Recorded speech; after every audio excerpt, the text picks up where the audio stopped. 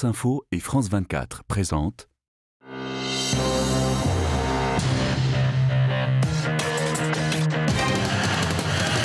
Bonjour, elle s'est longtemps vue comme la seule vraie démocratie du Proche-Orient. C'est une véritable crise existentielle que traverse aujourd'hui Israël, prise en étau entre une réforme de la justice vue comme un coup de force par de nombreux Israéliens et le réveil des aspirations palestiniennes face à l'absence totale de perspectives offertes par le gouvernement le plus à droite qu'ait jamais connu l'État hébreu.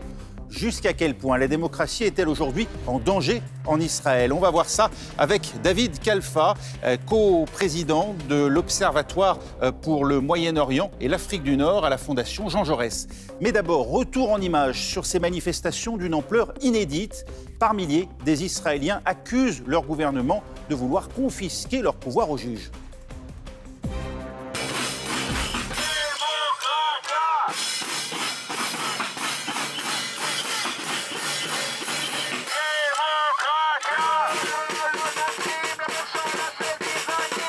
Les manifestants dénoncent une réforme antidémocratique qui limiterait notamment le contrôle de la Cour suprême sur le gouvernement, accroissant donc le pouvoir de la coalition d'extrême droite religieuse menée par Benyamin Netanyahou.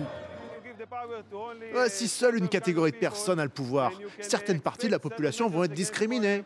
Par exemple, si vous êtes une femme aujourd'hui en Israël, vous devriez avoir peur que quelqu'un reprenne tous les droits que vous avez acquis. Pareil pour la communauté gay.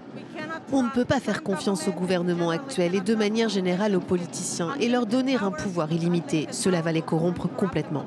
La séparation des pouvoirs en démocratie est vitale et nous devons faire tout ce qui est possible pour empêcher cette réforme. Une réforme voulue par le nouveau Premier ministre Benyamin Netanyahou à la tête d'un nouveau gouvernement de coalition entre la droite et l'extrême droite.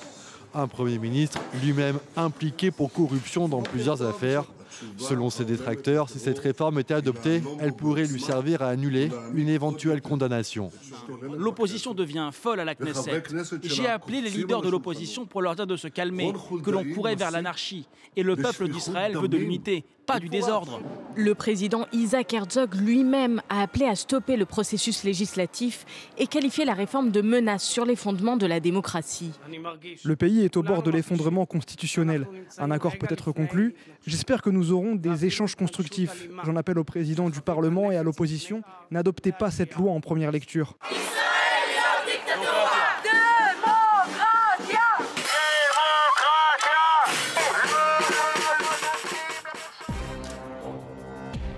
Aujourd'hui, l'opposition s'exprime jusqu'au sommet de l'État. David Khalfa, le président lui-même, Isaac Herzog, a proposé un compromis sur le texte rejeté par le gouvernement.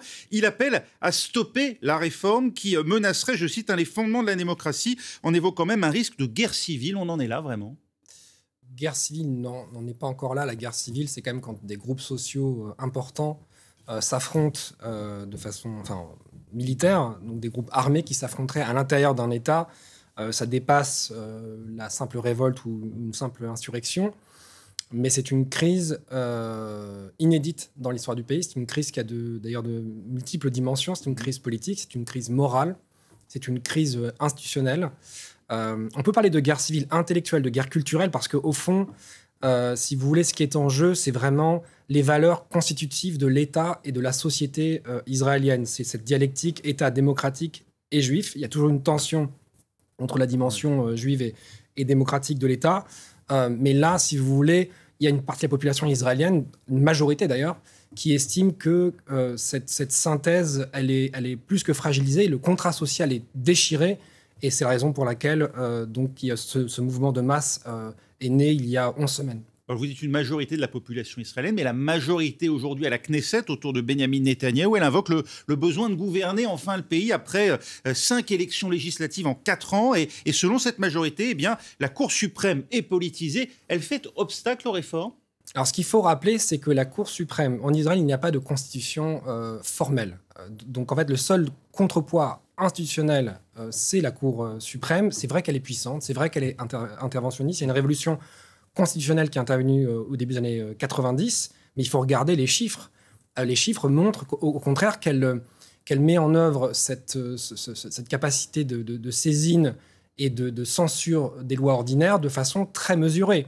22 lois depuis 1992 ont été annulées, censurées. c'est-à-dire à peu près une loi par an. Donc on est quand même très loin de ce que décrit la droite. En réalité, il faut revenir un petit peu en arrière.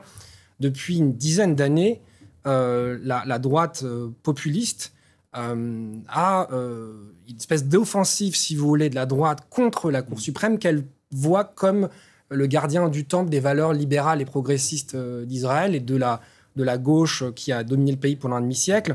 Et donc c'est une droite qui est revancharde et qui veut vraiment, si vous voulez, en affaiblissant, en neutralisant la Cour suprême, conquérir l'appareil d'État. Alors essayons de comprendre où le bât blesse avec vous. Florence Thiel, que dit exactement cette réforme ?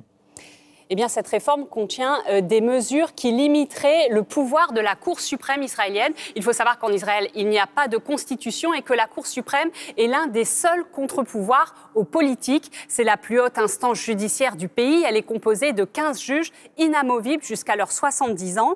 La Cour suprême israélienne est à la fois une cour d'appel pour le pénal et le civil, mais c'est aussi une haute cour de justice qui peut annuler certaines lois ordinaires votées par le Parlement, par la Knesset, si elle les juge discriminatoires. Depuis des années maintenant, la droite au pouvoir de Benyamin Netanyahou reproche régulièrement à la Cour d'abuser de ses pouvoirs et d'empêcher le gouvernement de gouverner. Avec cette réforme, le gouvernement veut donc limiter le pouvoir des juges en faisant adopter une clause de dérogation. Cette clause permettrait aux parlementaires de revoter au bout de 3 mois une loi annulée par la Cour suprême, et ce, à une majorité simple de 61 députés sur les 120 que compte la Knesset.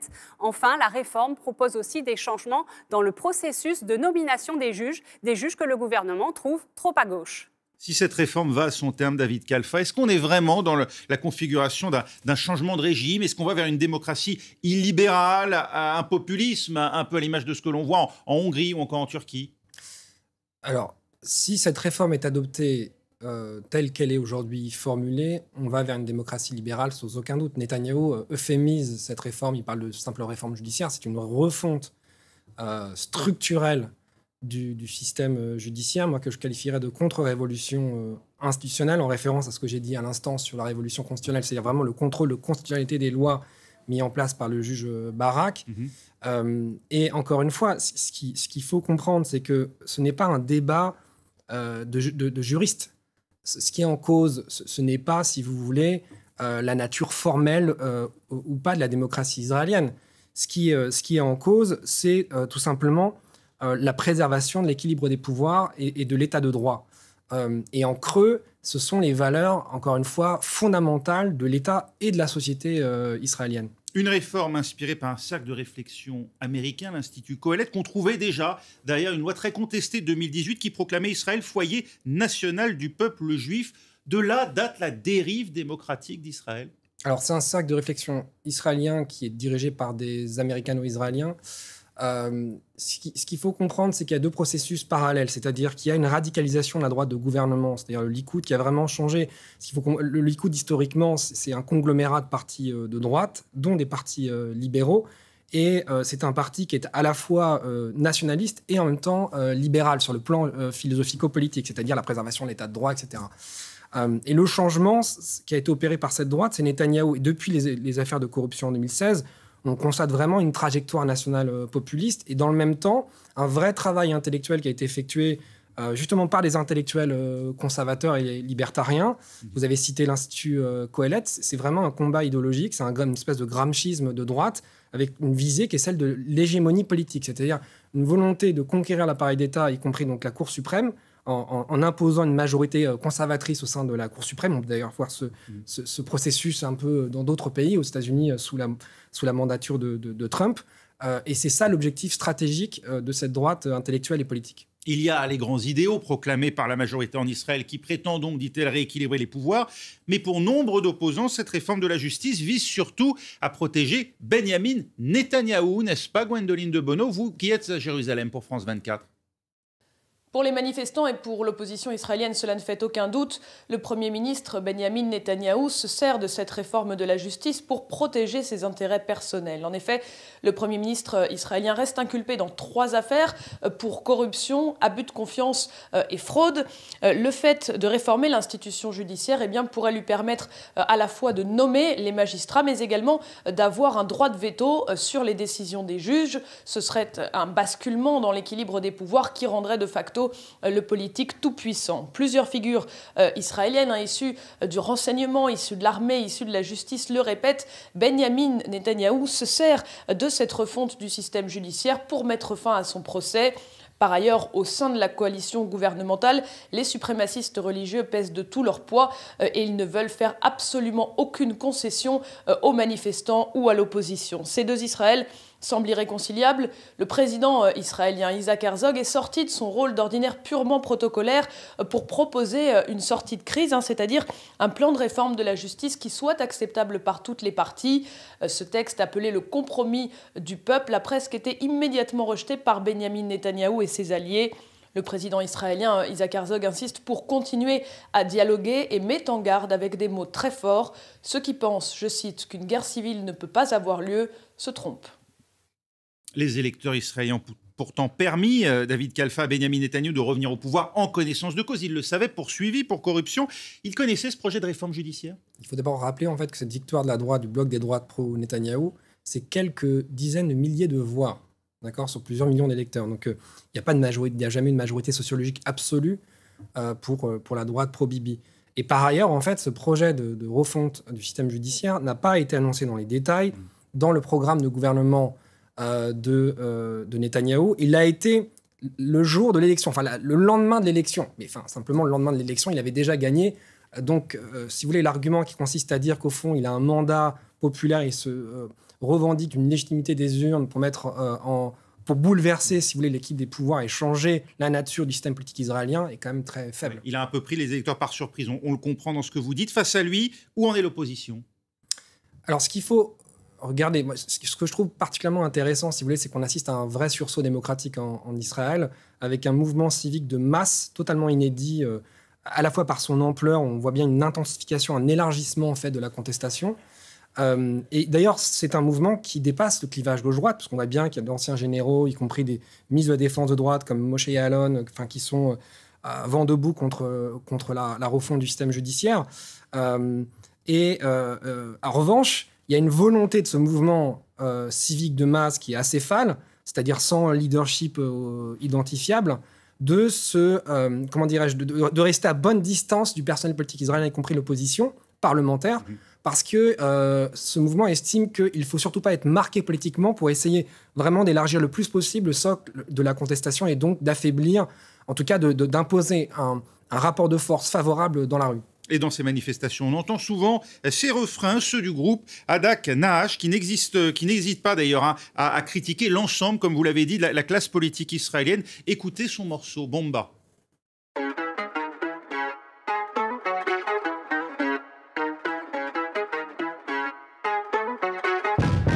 מטירה מבני ברק מלב המדבר ירושלים או סתם איזה כפר פותחים את הפה כי זה מה שנשאר וואי אוי אוי אוי אוי אוי כמו כולם ממשיך לרוץ פחות חשוב לי לאן חיים בסיר לחוץ אז כולם נשמור את המעגל של ביבי מיקי ביבי בני ביבי די בומבה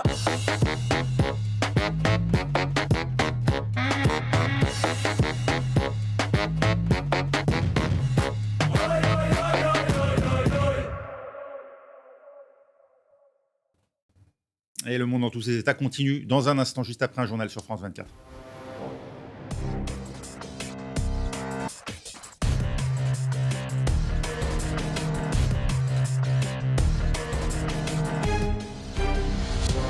France Info et France 24 présentent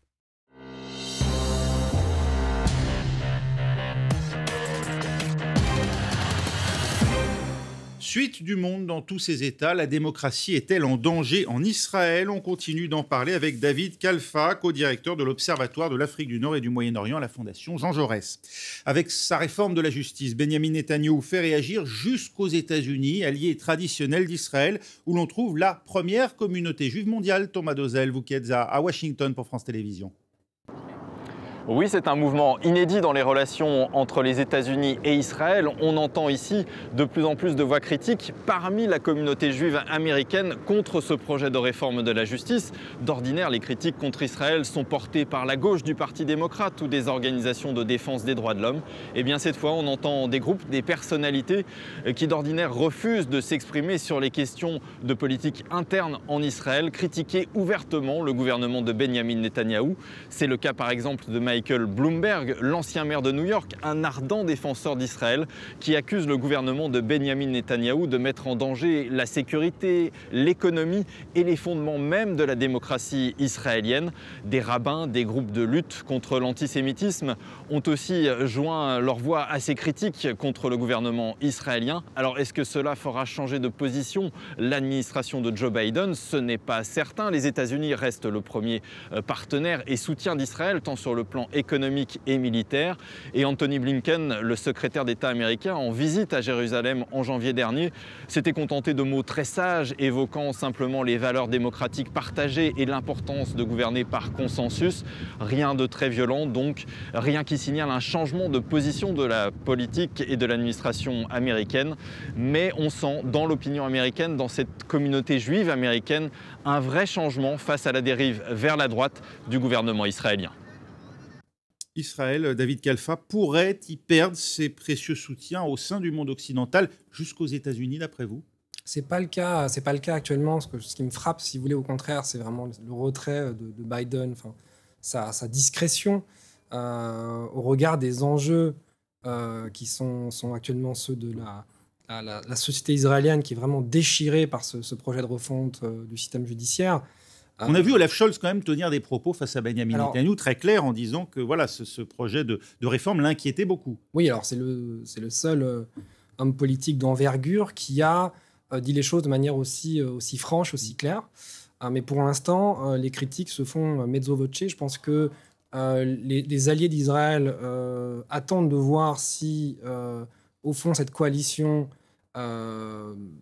acceptera un compromis avec l'opposition. Enfin, ça ne semble pas du tout être le cas pour l'instant. Ils attendent vraiment la fin de ce processus d'adoption de cette réforme judiciaire, avec l'espoir, encore une fois, que les voix de la raison se feront entendre en Israël. Et puis, je pense qu'il y a aussi une forme de retenue qui est liée au fait que c'est quand même une réforme qui relève de la politique intérieure d'Israël, et donc il y a une prudence par rapport au fait de ne pas vouloir s'immiscer dans les affaires internes du pays. Puis pareil, un dernier aspect qui est important, c'est qu'il faut quand même rappeler qu'Israël, c'est devenu une puissance régionale, géopolitique, géoéconomique, et que l'Europe, les pays européens ont besoin d'Israël, y compris pour la fourniture du gaz, dans le domaine du renseignement, y compris du renseignement dans la lutte contre le terrorisme. Donc il y a aussi une dépendance de certains pays européens vis-à-vis d'Israël, notamment de l'Europe centrale et orientale, avec une alliance entre les pays du Visegrad et l'État d'Israël. Les pays d'Europe centrale, Israël. Oui. Autre cause de tension avec l'Occident, la situation qui se dégrade à nouveau avec les Palestiniens.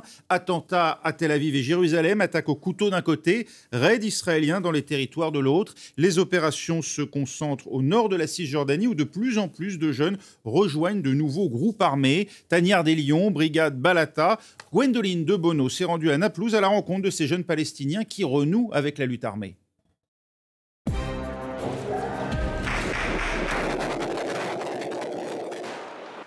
Ce jour-là, quelques membres des Lions défilent aux côtés de miliciens de la brigade Balata, dernier né des groupes armés de Naplouse.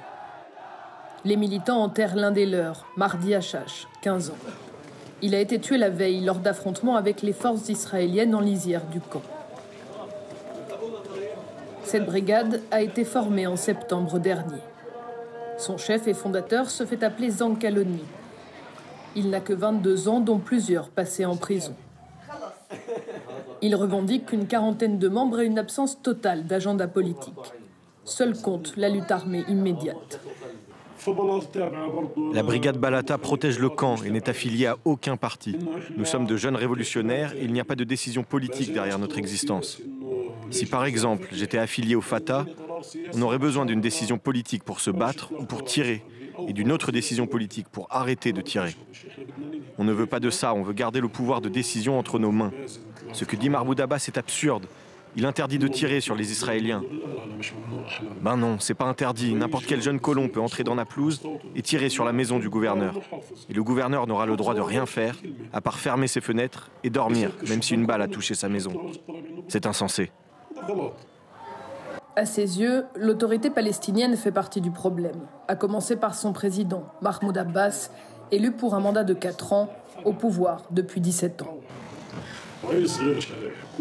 Le président n'est pas légitime, le gouvernement palestinien n'est plus légitime.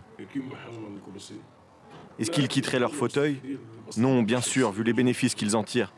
On veut vivre avec dignité, on refuse cette vie qui n'est faite que d'humiliation. Le jeune milicien précise qu'il n'a pas envie de mourir.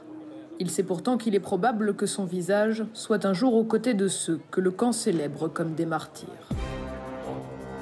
Voilà, on voit des jeunes Palestiniens à la fois désabusés et déterminés. Il y a un risque qu'ils échappent aux organisations traditionnelles, Fatah, Hamas, que demain, Israël ne soit plus en capacité de négocier d'éventuels cessez-le-feu via ses médiateurs traditionnels. Ce sont des groupes armés qui sont largement composés de ce qu'on appelle la génération X, des milléniaux, qui n'ont pas vraiment connu la seconde intifada et qui ne voient pas de perspective diplomatique à l'horizon. D'ailleurs, ce qui me frappe dans le documentaire, l'extrait que vous venez de diffuser, c'est cette référence à la révolution. Vous savez, Lénine disait qu'il n'y a pas de révolution sans doctrine révolutionnaire. Il n'y a pas de doctrine. Est-ce que leur doctrine, c'est 2 États, un État palestinien aux côtés d'Israël, ou c'est un État à la place de l'État d'Israël? Ce n'est pas précisé, et on sent bien aussi, par ailleurs, que cette colère, elle s'exprime à la fois à l'endroit d'Israël, le rejet de l'occupation, et aussi de l'autorité palestinienne. Et je crois que la prolifération de ces groupes, c'est le reflet d'un affaiblissement structurel de l'autorité palestinienne, et puis, de manière plus générale, d'un essoufflement du mouvement national palestinien au sens d'absence de vision stratégique. Alors oui, on n'est pas dans une intifada au sens où il n'y a pas de mouvement de masse, de participation de la population palestinienne de manière massive à ces affrontements, mais on pourrait y arriver. Quant au contrôle qu'exerce l'autorité sur ces groupes, on voit bien que c'est un contrôle extrêmement lâche, très faible. Mais en revanche, il y a des liens tactiques avec les organisations palestiniennes traditionnelles. La plupart de ces militants armés viennent soit du Fatah, soit du Hamas. On sait que le Hamas aussi incite constamment, si vous voulez, la population palestinienne à commettre des attentats terroristes en territoire israélien. Donc il y a aussi une infrastructure idéologique derrière, avec parfois aussi un financement par le Hamas de certains de ces groupes, même si le Hamas, si vous voulez, n'a pas d'autorité ni morale ni politique sur ces groupes et ne les contrôle pas réellement sur le terrain. On revient à cet homme qui domine donc la vie politique israélienne après un bref interlude d'à peine 1 an. Et Benyamin Netanyahou est donc de retour au pouvoir, plus déterminé que jamais. Revoyez en images ses premiers pas en tant que Premier ministre. C'était en 1996. On ignorait alors que cet homme serait encore là 3 décennies plus tard. Son portrait, c'était dans le 19-20 de France 2, un reportage alors signé par Philippe Esther et Yvon Delot. Bibi, le peuple est avec toi. Benjamin Netanyahou, Bibi pour les intimes et ses partisans. Ici en l'occurrence, le Bétar, l'organisation des jeunes du Likoud. Accompagné de madame, décontraction et sourire à l'américaine. Et pour cause, à 47 ans, l'homme est le premier ténor politique israélien, made in USA, université américaine et double nationalité. Entre Bibi et les télés américaines, c'est l'idylle. Son français, en revanche, est beaucoup plus hésitant. Est-ce que vous êtes optimiste pour les élections? Oui. Pourquoi? Parce que le peuple... Mais par un français, là, pour le peuple d'Israël est en paix avec la sécurité. La paix dans la sécurité, c'est le message principal de Bibi, le seul selon ses adversaires. Mais un message qui paye dans son électorat, comme ici devant les religieux à la grande synagogue de Jérusalem ou chez les colons et les séfarades. Car sur le fond, son programme est plutôt flou. Seule certitude, les accords avec Arafat seront respectés, mais le statut de Jérusalem n'est pas négociable. Netanyahou, il a été officier dans une unité d'élite, ambassadeur d'Israël à l'ONU, conseiller du ministre des Affaires étrangères. Il a l'expérience et l'étoffe d'un Premier ministre. Il a réussi tout au long de ses pratiquement 30 années, Benyamin Netanyahou, à créer un véritable culte de la personnalité en dehors même des partis, David Kalfa. On n'en est pas très loin, en tout cas pour le Likoud. Le Likoud, c'est gouverné par un comité central de 100-150 000 adhérents et sur lequel il exerce une espèce de fascination presque morbide. Et c'est pour ça qu'on parle de plus en plus en Israël de bibisme. C'est pas vraiment un mouvement politique, il n'y a pas vraiment de doctrine, mais c'est tourné autour de sa personnalité. Et ce qu'on constate, c'est que ce bibisme, cette fascination pour Netanyahou, alors il est considéré comme brillant, ce qu'il est, politiquement, c'est un Florentin très machiavélien, il a un vrai sens et flair politique, il est craint aussi par ses alliés de la droite, notamment les ministres actuellement du gouvernement qui aimeraient en réalité faire une pause dans cette réforme, mais qui ne le disent pas publiquement parce qu'ils craignent la sanction. Mais oui, mais ce qu'on constate, c'est que ce bibisme-là, il est de retour et il est plus que jamais revanchard. Et on voit bien à quel point il fracture la société israélienne. Ce qui se passe aujourd'hui en Israël, le déchirement auquel on assiste, c'est le fruit de plusieurs années, si vous voulez, de rhétorique nationale populiste, d'attaques contre les médias, contre la gauche, contre l'opposition. Et on en voit les résultats aujourd'hui dans la rue, avec des tensions très fortes. Il a réussi malgré tout à se rapprocher d'une partie du monde arabe à travers les accords d'Abraham. Aujourd'hui, le rapprochement inattendu entre Iran et Arabie Saoudite remet en cause sa vision du Proche-Orient. Juste me permettre une toute petite remarque pour revenir en arrière sur Netanyahou. Ce qu'il faut constater, c'est que le reportage le disait bien, c'est qu'il y a un docteur Netanyahou, un mister Bibi, c'est-à-dire que le Netanyahou des années 90, c'est pas le même qu'aujourd'hui. C'était un nationaliste, certes, mais c'était aussi un libéral sur le plan philosophico-politique. Aujourd'hui, on ne peut plus dire que Netanyahou, c'est un libéral. Quant à sa politique étrangère, alors justement, ça, c'est à mettre au compte de Netanyahou. Il est incontestable que son bilan, en tout cas du point de vue des Israéliens, est positif avec ses accords historiques avec 4 pays arabes. Mais en effet, ce qui est en train de se passer, on voit bien les tensions avec les Émirats arabes unis aujourd'hui. Sa volonté annoncée de normaliser les relations d'Israël avec l'Arabie Saoudite. Il y a des relations de longue date, mais sous la table avec les Saoudiens. Elle fait pchit parce que tout simplement les conditions ne sont pas réunies. Il est à la tête d'un gouvernement très à droite. Et puis par ailleurs, on voit bien que, si vous voulez, le centre de gravité géopolitique de la région est en train à nouveau de changer de direction avec ce rétablissement des relations diplomatiques entre l'Iran et les Saoudiens. Donc pour lui, évidemment, ce n'est pas une bonne nouvelle parce que, encore une fois, il a vendu aux électeurs israéliens le côté magicien. On disait de lui que c'était un magicien, qu'il était capable de faire la paix avec les Arabes sans un accord avec les Palestiniens. Et là, il bute sur ce rétablissement des relations entre l'Iran et l'Arabie Saoudite. Très rapidement, il faut s'attendre à une intervention israélienne dans les prochains mois pour empêcher l'Iran de devenir une puissance nucléaire. Ça fait des années en fait qu'on parle de frappe israélienne contre les sites nucléaires. Moi, je n'ai pas d'informations, je n'ai pas accès à des informations secrètes. Ce qu'on voit sur, si vous voulez, quand on regarde aujourd'hui la configuration dans laquelle se trouve Israël, en plein milieu d'une crise, alors les cyniques pourraient dire que ce serait justement un moyen pour Netanyahou de se tirer d'affaire et de mettre un terme à cette crise politique et institutionnelle majeure. Simplement, les Américains, il faudrait à minima un feu orange des Américains, c'est pas le cas pour des frappes israéliennes. Et puis par ailleurs, avec ces rétablissements des relations diplomatiques entre l'Iran et l'Arabie Saoudite, Israël ne pourrait pas probablement surveiller l'espace aérien saoudien, ce qui quand même compliquerait d'un point de vue technique donc une telle opération. Elle est possible en revanche. Les Israéliens se préparent depuis des années et ces 2 dernières années en particulier. Et au vu de ce qui est en train de se passer, c'est-à-dire vraiment une montée en puissance de l'Iran qui est au seuil du nucléaire, c'est une possibilité. Merci beaucoup David Kalfa. Nous arrivons au terme de cette émission. Merci de l'avoir suivi. Vous pouvez la retrouver sur nos sites internet franceinfo.fr, france24.com. Rendez-vous la semaine prochaine pour Le Monde dans tous ses états.